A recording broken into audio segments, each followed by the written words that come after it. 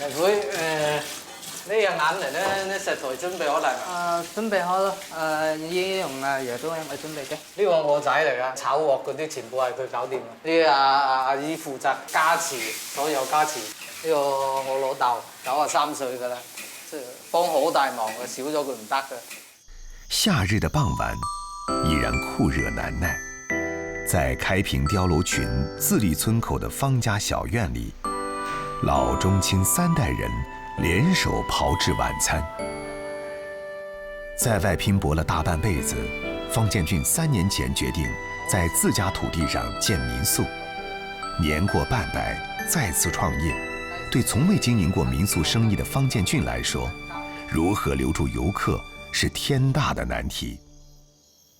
開住部車嚟兜一個圈就走咗，個零2個鐘都唔見晒㗎。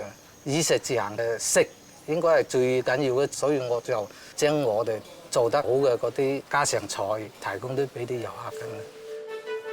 留住心，當然要征服胃，用家的味道留住遊者的腳步。於是，一個廚房裡開始出現3代人的身影。秘製鵝、鯽魚焗飯是開平人應節菜單上的硬菜和主食，即點即做，費時但好吃。薑啊、薑紅啊、鹽啊、蠔油啊咁啦，花生油啦，而家2個字咁我煮飯就得。秘製鵝的靈魂在於豉油醬汁。醬汁的調配各家各法，風味迥異。香葉、甘草、一角肉桂。老父親烹製的鵝，首選廣東4大名鵝之首馬崗鵝。馬崗鵝脂肪適中，肉質細嫩，浸泡在秘製豉油中，文火慢燉。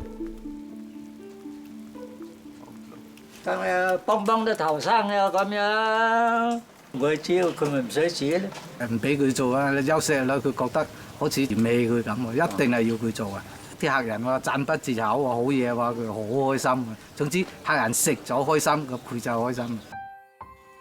20分鐘後，豉汁穿透皮質脂肪，完全滲透到鵝肉裡。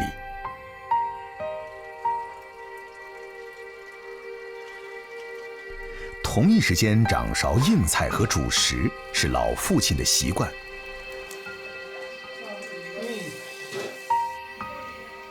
魚香和飯香共冶一爐，轉一轉，聞一聞，每一鍋鯽魚飯的出品都由老人家親自把控。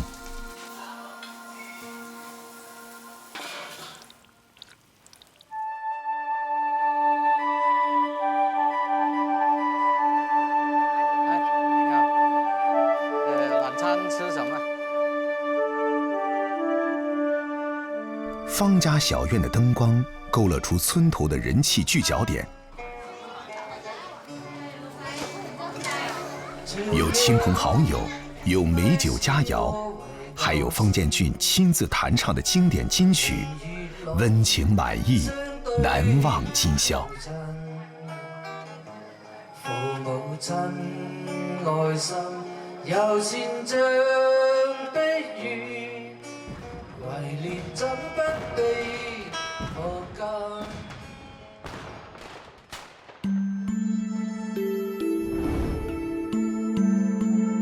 爺孫烹製的硬菜深受客人喜愛，阿姨的手做早餐加瓷同樣名聲在外。新鹹雞卵嘅成分呢係地瓜、花生、同粒、潤仔、香芹、紅米，我哋好好味嘅咯。自己又用地瓜。菜果又名球茎甘藍，膨大的肉質球茎和嫩葉是食用部位，形似果實，實為蔬菜。老廣乾脆稱之為菜果。在武義僑鄉，菜果是國民蔬菜，最有名的是菜果焗飯。配料備好，方建俊的兒子接手炒製。多种食材混合炒熟后，撒入五香粉，便成就了方式咸鸡笼的独特风味。温水的了吗？滚水要开水，要100度的开水。它对揉的次数有那个要求吗？同一时间，关姨带着小徒弟开粉制皮，跟那个牛肉丸一样，就哒。美味的馅料一勺一勺包入，封口捏好。开平人通过食物向未来许愿。咸鸡笼形似传统竹编鸡笼，寓意金玉满堂，盆满钵满。传统堂口佳词除了咸鸡笼，还有用作嫁女的初词，清明时节的爱词，端午节的粽词，有着清热解毒功效的布莲藤词，以及农耕时饱肚子的碗头词等等。一样米做出100样词，成了开平人深入骨髓的乡愁。攞咗非物質文化遺產㗎。老广的美食里总蕴含着对美好的期盼。今天的开平堂口，不但多了游客，也多了回归的游子。正如他们的先祖漂洋过海，仍然不忘富足后在故土留下一座碉楼。出发是为了更好的回归。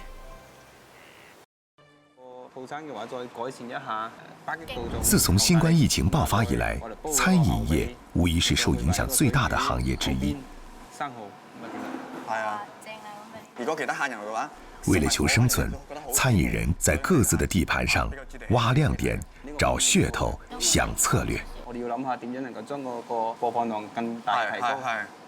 暫停堂食第5天，80後老闆威仔在研究他的美食視頻。傳統嘅粵菜復原菜，雞子哥渣。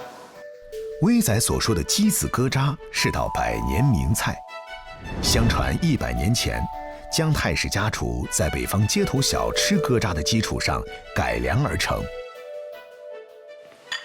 霆鋒，你食材準備好未啊？食材準備好，燈光準備好啦。開始。嗱，威仔今日喺度復原一個100年前嘅特色菜俾大家嚇，因為而家好少人做㗎啦。咁啊，我亦都查過好多資料，翻過好多次車。嗱咁啊，佢嘅主要食材咧有雞子啦。雞子不是雞蛋的別稱，而是公雞的睾丸。雞子哥渣的靈魂在於高湯熬製，下雞架、豬皮、豬骨、瑤柱、蝦米和陳皮，大火煮開之後，再用文火慢燉4個小時。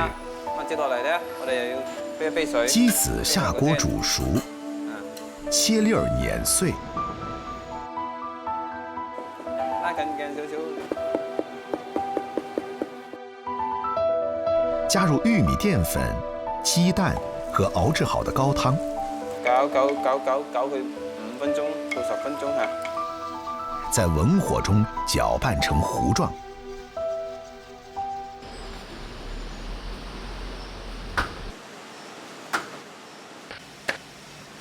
3個小時的降溫凝合，雞子糊變成了淺黃色的果凍，裹上一層薄薄的玉米澱粉。到了這道菜最關鍵的一個步驟，油炸。因為雞子膏水分含量高，如果油溫太高，哥渣的表面很快會焦；油溫過低的話，又會散掉。要始終把油溫控制在120至150攝氏度之間，炸出來的哥渣口感才是最好的。想食嘅朋友一定要提前預訂喎。天河區除高風險區外，全區恢復堂食，番禺區社區面將恢復堂食。各類2022年是曾國威在餐飲業打拼的第7個年頭，也是經營最艱難的一年。而家疫情嚟計嘅，每關一日門，個損失都好大嘅。研製下啲新菜式啊，咁啊多發幾條抖音，希望能夠吸引到啲抖音用戶過嚟消費咁樣咯。點講咧？而家唔辛苦，唔等到你老嘅時候先辛苦咩？執行。老同，今日留咗幾個標啊？22個咯。22個啊？係。每日都攞20個到。我哋豬頭而家開始準備做活動啊！食齊擺翻嚟，兄弟，開工啦！好，咁樣喎。堂食恢复了，威仔也满血复活，勤奋、诚恳、善于思考。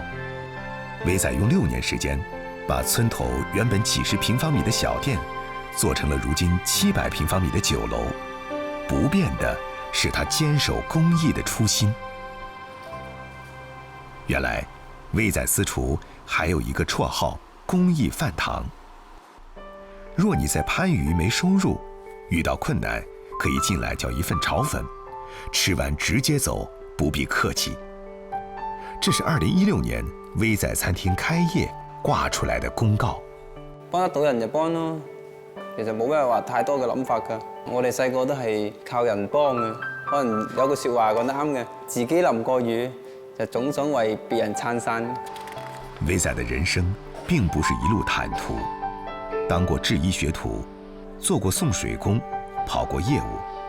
在2015年一次幫扶孤寡老人的活動中，威仔結識了一位經營牛雜火鍋的志願者。在這名隊友的支持和幫助下，威仔看清了自己的發展方向，一家有愛心的餐廳開張了。呢個咧就係趕年嘅，咁啊佢又係爸爸唔生性啦，咁啊媽咪咧就又跟人哋走咗，仲有一個妹妹，讀書啊真係非常之優異，但係家境嘅條件咧非常之困難，所以咧我哋就組織去幫扶佢咯。2016年以來，威仔的公益食堂以助學為主，助殘助困，幫助孤寡老人為輔，受助人數達400多人。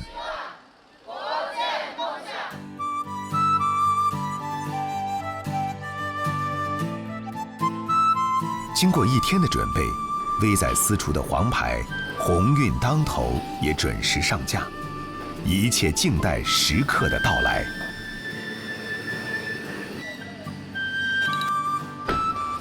恢復堂食的第一餐，橋山村頭的熱鬧比以往來的要早一些。1塊錢半個鴻運當頭，68元一隻浴火鳳凰。主打味美價廉，薄利多銷。威仔出品收穫了不少食客的讚賞。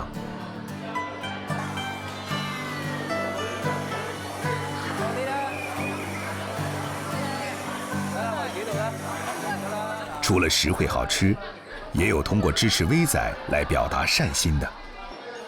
咁我哋嚟呢度食嘢，相當於支持到佢嘅公益啊，再加上個味道唔錯，所以我哋嚟呢度食咧，我覺得挺開心的。初心未變的，一起這麼去做，我覺得這一點是難得可貴的。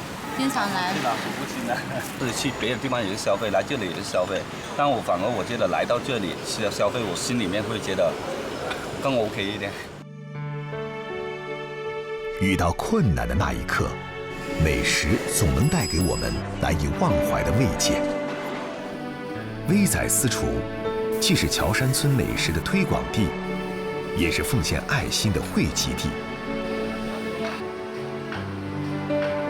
在這裡，不僅讓有需要的人嘗到免費美食，更是能感受到舌尖上的溫暖。收穫咗友誼先啦，收穫咗一啲人生嘅閲歷啊，同埋身邊有啲資源啊，係咪啲朋友啊？因為喺呢個平台裏面，其實更多嘅都係互助嘅。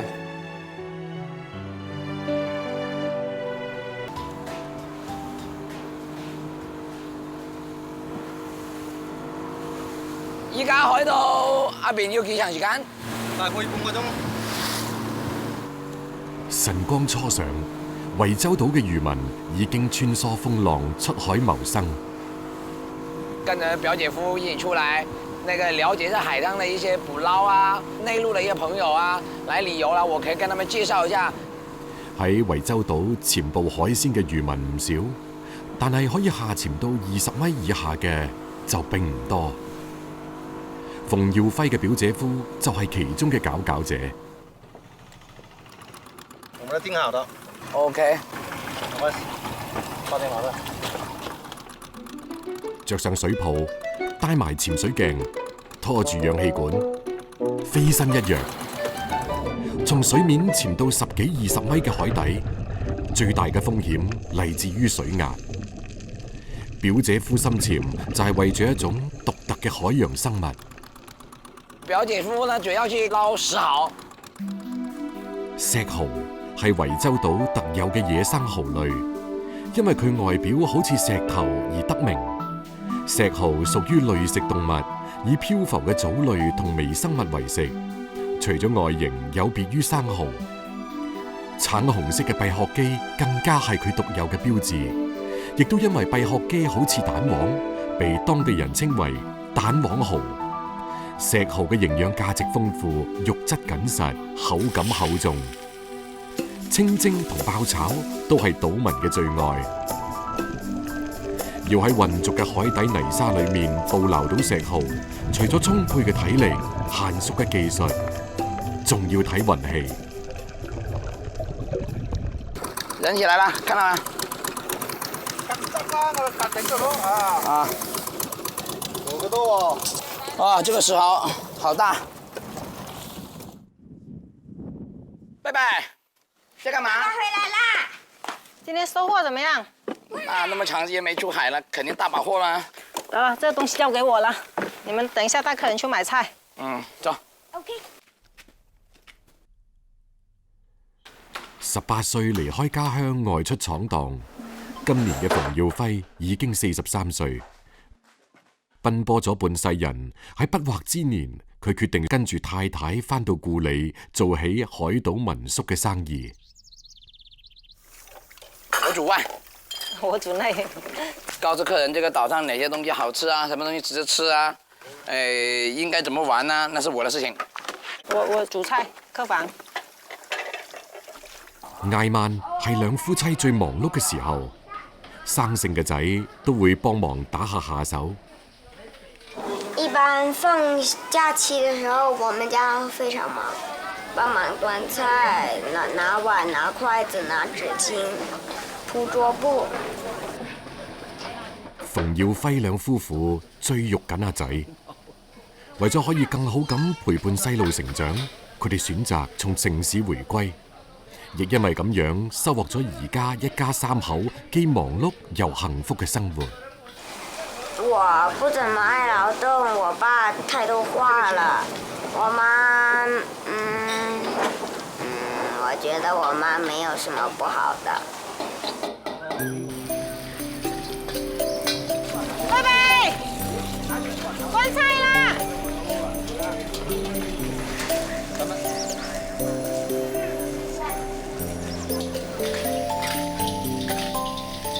我最拿手就是海鮮，我們這裡海鮮好吃嘛。除咗帶遊客趕海，體驗漁家風情，太太嘅一手好廚藝，幫自家民宿溫暖咗遊客嘅胃，留低咗遊客嘅心。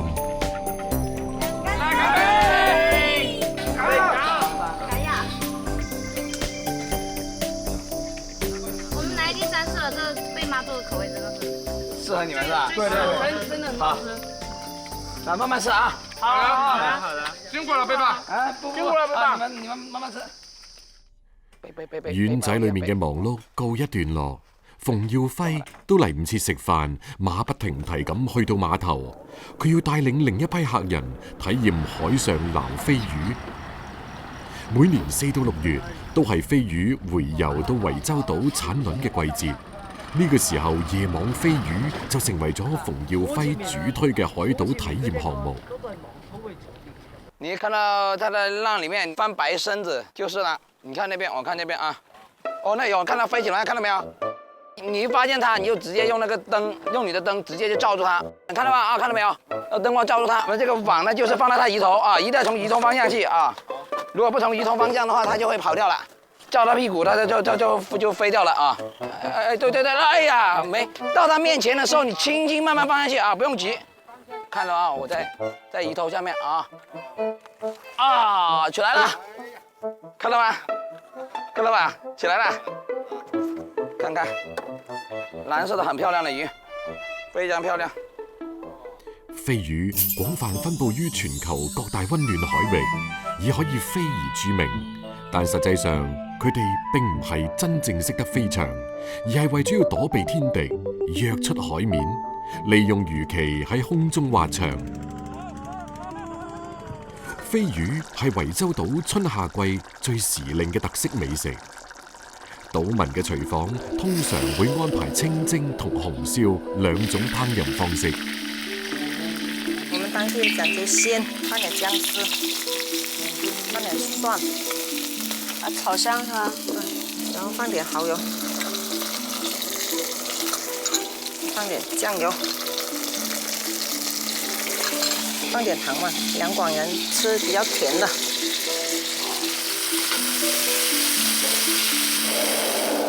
燜個30分鐘就夠了。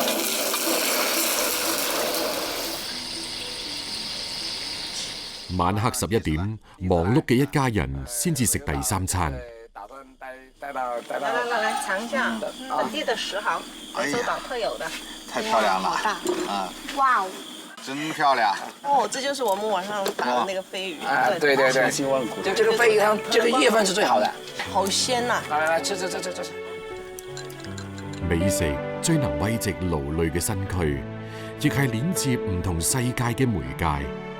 馮耀輝覺得民宿嘅關鍵在民不在宿，人同物、人同地、人同人互動過，愛上呢度嘅美食，聽過呢度嘅故事，先能夠形成真正嘅吸引力。就是來到這裡面呢，大家生活在一起，就是來到朋友這裡面，是不是開開心心的玩，對不對？我們就把我們這裡好的什麼好吃的啊，什麼東西就介紹你們嘗一嘗。來了，歡迎來維州島，我們經營一下，歡迎來維州島，還會再來。謝謝。入夜之前，呢度好似村莊咁熱鬧，漁民、船家同過嚟品鮮嘅食客都坐住船渡，來往於碼頭、船屋同漁家樂之間。還有點菜，等一下。芒果螺，你炒一個過來給我們就行。三種炒還是辣炒？打邊爐嘅都打邊爐啊！紅炒螺要買咗。作為中國最南端嘅漁港，呢度嘅海鮮烹煮方式以白灼、清蒸同打邊爐為主，最大程度保留食物嘅鮮嫩同甘甜，盡顯老廣嘅烹飪哲學。煮兩隻青菜，一條魚蝦拎條喎，蟹拎你清蒸喎，喺海度喎。啟爐燒炭，漁民最中意食嘅送酒菜，要以炭烤嘅方式炮製。自曝自曬嘅魷魚乾喺炭火嘅烘焙底下鮮香4日。深海木瓜魚唔需要過多處理，直接上架慢烤至熟。雞蛋液攪拌起泡之後，倒入新鮮捕撈嘅海膽裏面，唔添加任何調味料，只靠海膽本味提鮮。呢啲都係疍家廚娘最經常做嘅撚手小菜。嚟，打就住地。係食酒，飲咩酒？九個酒。好耐唔坐埋一齊飲酒啦。香不香？香啊，吃多點哦。咁第日食多啲啦，個乸挑海挑力睇啊！挑海咁大力睇懵啊！美酒佳肴係勞累過後嘅最好嘅心靈慰藉。喺呢一個距離廣東本土260公里嘅港口，每日傍晚都上演住品粵味、飲粵酒、講粵語嘅海上家宴。我哋嘅廣東老居士都係嗰啲一冇藥酒就係嗰啲白酒噶啦，冇有咩酒食噶，就係啊！我哋個生活就係咁過噶。親朋好友圍桌夜話，品香嘗鮮，其樂融融。魚排外海水滔滔，燈光閃閃。喺呢片港口，疍家人愜意又充實嘅水上田園生活，日復一日，煙火依然。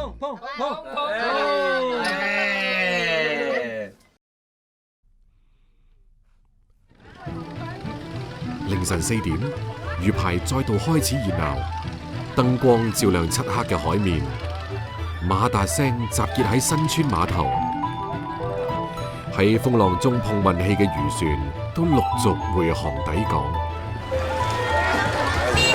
喂，師傅。大一點啦。買賣喺熱火朝天嘅討價還價聲中拉開序幕。疍家漁民黎天友趕喺選擇最多、人氣最旺嘅時刻出現。差不多每天都過來看一下，今天目標是看那個七股魚嘛。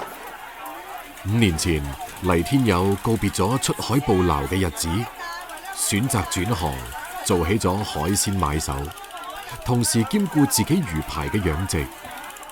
少咗出海日子嘅刺激，但係多咗後方嘅安穩。老闆，呢個位置見啦，打鴨位咯，有雲嗎？有雲啊！氣鼓魚係陵水魚排最經典、最暢銷嘅海魚之一，只要佢出現，即刻賣晒。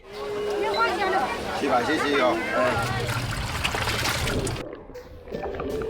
氣鼓魚學名刺豚魚，生活喺海底珊瑚礁石之間，全身生滿硬刺，遇到危險嗰陣，會將隱藏喺皮層下面嘅刺全部聳鼓張開，就好似氣球虛張聲勢，嚇退天敵。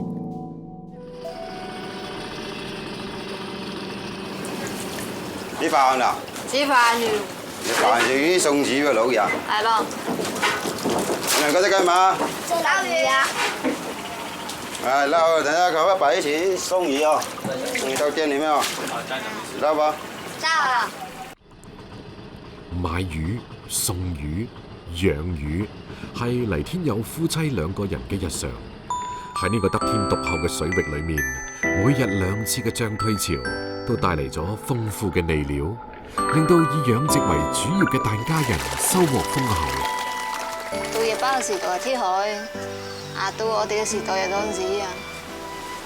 而家有20幾隻龍口，嗱有啲碼頭啊、收緊嚟啊，就揾得魚排咯。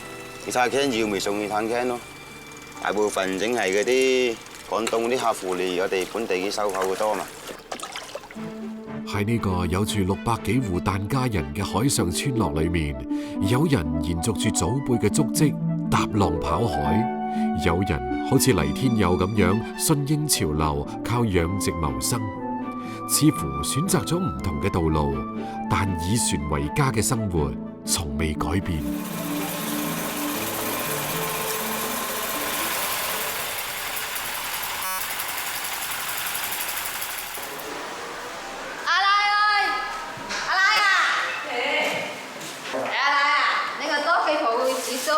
你隻腳俾嚟止汗水。哎，我都唔見過咁大隻紫竹噶啦。紫竹俾我先食啊！喺疍家人嘅海鮮食譜裏邊，氣鼓魚好少，好難處理，主要用嚟煲粥同煲糖水。皮肉分離之後，皮切細，骨肉剁塊，再加上蒜頭、油同鹽，醃製10分鐘。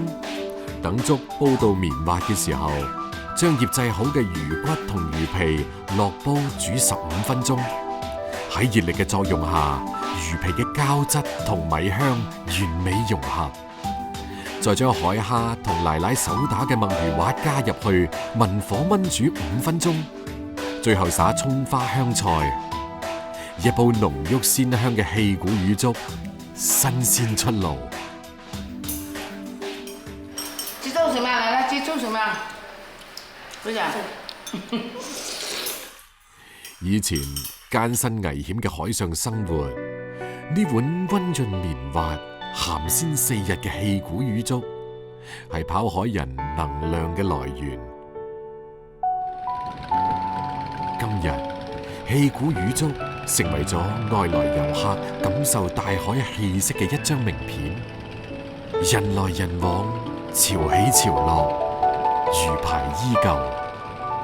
我哋疍家人真係最勤緊，每日捉魚海尾回山珍，晚上前鐵海3更半夜都未瞓，牽未乾又收網，平平安安最要緊。